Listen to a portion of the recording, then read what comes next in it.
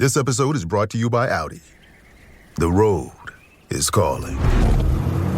Embrace the thrill of the drive with the all-new, fully electric Audi Q6 e-tron. Featuring effortless power, serious acceleration, and advanced Audi tech.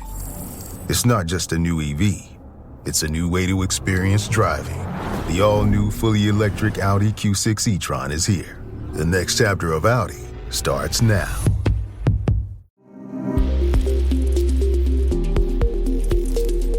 In the club, we all AdTech. This week's advertising news saw the trend towards everyone becoming an AdTech company continue. I'm Kait with Marketecture, and this is a refresh, your weekly download on what went down in advertising. Today is Monday, March 10th, 2025. This week we're covering T-Mobile's acquisition of Blis, Viant's acquisition of Lockr, and Publicis' acquisition of Lotame. So let's get into it. First up, after finalizing their Vistar acquisition, T-Mobile is acquiring Blis, an omnichannel advertising platform that's focused on privacy-centric solutions. Rather than investing in more traditional ad platforms that focus on open web inventory, T-Mobile has chosen to strategically plug itself into low to no-click environments like digital out-of-home, CTV, and audio to fully realize the value of its mobile data set. Given their direct line into their roughly 130 million subscribers' phones, T-Mobile has access to a ton of high-quality consented first-party data. Phone number, email, address, location, mobile app activity, website URLs you visited, streaming activity, IP address, and even your text messages. T-Mobile knows that it can't fully realize the value of this robust data set unless it's able to offer advertisers a way to transact, activate, and measure the performance of their media. T-Mobile is betting its future as an advertising powerhouse on their ability to connect advertisers with their consumers in highly relevant, real-time, dynamic ad formats as they move throughout their days. And I, for one, think they're going to be successful. Next up, we have Viant, who announced their acquisition of Lockr, a platform that allows publishers to connect their first-party audience data into multiple alternative IDs with just one integration.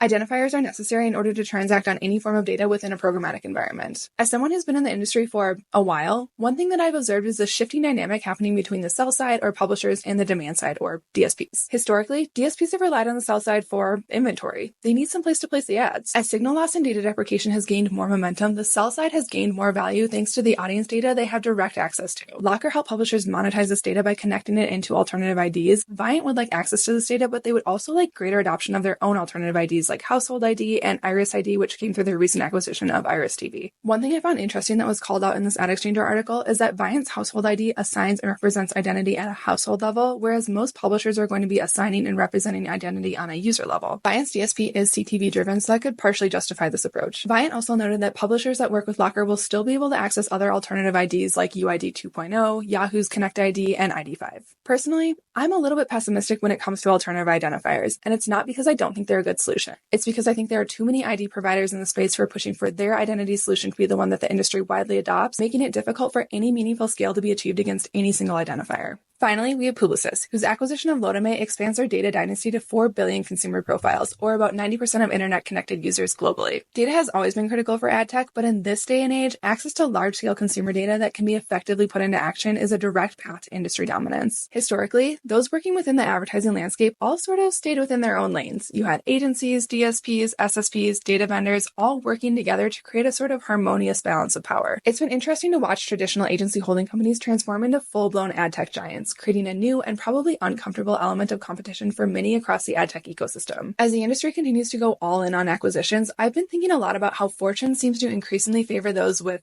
fortunes, or at least those with any meaningful amount of money to invest. And yes, this is a completely normal function of any business environment. While it's been interesting to watch the industry's transformation on a macro level, I'm equally interested in watching what happens on a micro level among smaller, scrappier companies that are driving towards meaningful innovation to push the industry forward. A quick Google update, the DOJ has said we're still going to need you to sell Chrome, Android's on the table for now, and you can keep your AI investments, but let us know of any you plan to make in the future. I think the burning question for all of us is, who's going to buy Chrome? And do they inherit the privacy sandbox problem? The more I cover acquisitions, the more I'm left thinking that this is the move. Get your bag, get out if you want, and live happily ever after. That's all we have time for today. Thanks for watching the refresh, and we'll see you next week.